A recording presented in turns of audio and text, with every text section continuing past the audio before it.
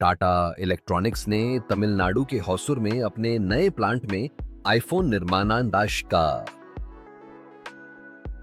निर्माण की शुरुआत कर दी है। यह कदम एप्पल की रणनीति का हिस्सा है, जिसमें वह चीन पर निर्भरता कम कर भारत में उत्पादन बढ़ाना चाहता है। इस प्लांट में फिलहाल पुराने आईफोन मॉडल का असेंबली काम चल रहा है। यह भारत के लिए एक बड़ा अवसर है, जिससे स्थानीय रोजगार में वृद्धि होगी। टेक्नोलॉजी के क्षेत्र में यह एक महत्वपूर्ण कदम है। देखते हैं यह पहल कैसे भारत को वैश्विक उत्पादन मानचित्र पर और मजबूत करती है। भविष्य की योजनाएं। कर्नाटक के बेंगलुरु में फॉक्सकॉन का नया 2.6 बिलियन का प्लांट जल्द शुरू होगा। यहां आईफोन 16 और 16E का उत्पादन होगा।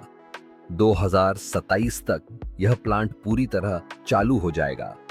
लगभग 50,000 नौकरियां देगा। भारत में आईफोन निर्माण की स्थिति।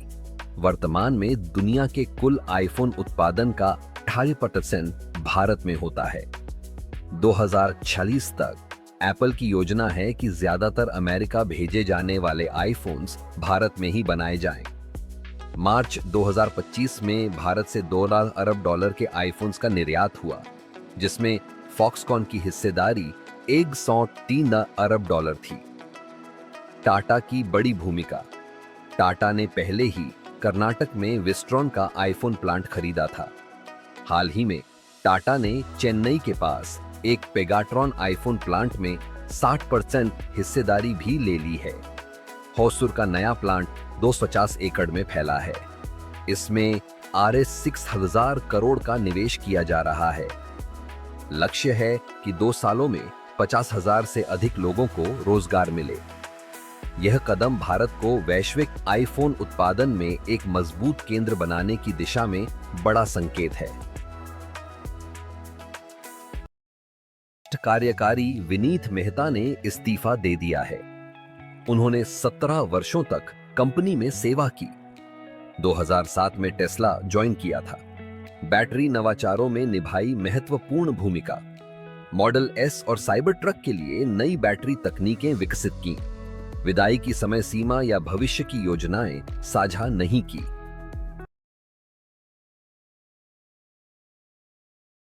मेहता का इस्तीफा ऐसे समय में आया है जब टेस्ला को कई चुनौतियों का सामना करना पड़ रहा है। पहली तिमाही में 13% की वाहन डिलीवरी में गिरावट, वैश्विक प्रतिस्पर्धा में वृद्धि, मॉडल वाई के रिफ्रेश का इंतजार और सीईओ एलन मस्क की राजनीतिक स्थिति को लेकर विवाद। इसके परिणाम स्वरूप टेस्ला के शेयरों में इस वर्ष लगभग 30% की गिरावट आई है। उनका इस्तीफा पिछले वर्ष अप्रैल में बैटरी और पावर ट्रेन के पूर्व प्रमुख ड्रू बैगलिनो के प्रस्थान के बाद बैटरी डिवीजन में दूसरा बड़ा नुकसान है। टेस्ला ने मेहता के इस्तीफे पर कोई आधिकारिक टिप्पणी नहीं की है। केंद्र सरकार ने एक ऐतिहासिक निर्णय लिया है। आगामी राष्ट्रीय जनगणना में जाति आधारित आंकड़े शामिल होंगे। प्रधानमंत्री नरेंद्र मोदी की अध्यक्षता में कैबिनेट बैठक में यह फैसला हुआ। केंद्रीय सूचना मंत्री अश्विनी वैष्णव ने दी जानकारी। यह कदम सामाजिक न्याय और पारदर्शिता को बढ़ावा देगा। भारत में पिछली बार 1931 में सभी जातियों का विवरण दर्ज हुआ था। अब ओबीसी सहित सभी जातियों का विवरण एकत्र होगा।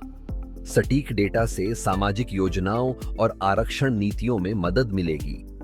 बिहार और कर्नाटक की हालिया रिपोर्टों ने दबाव बढ़ाया। जनगणना की सटीक तारीख की घोषणा नहीं हुई है।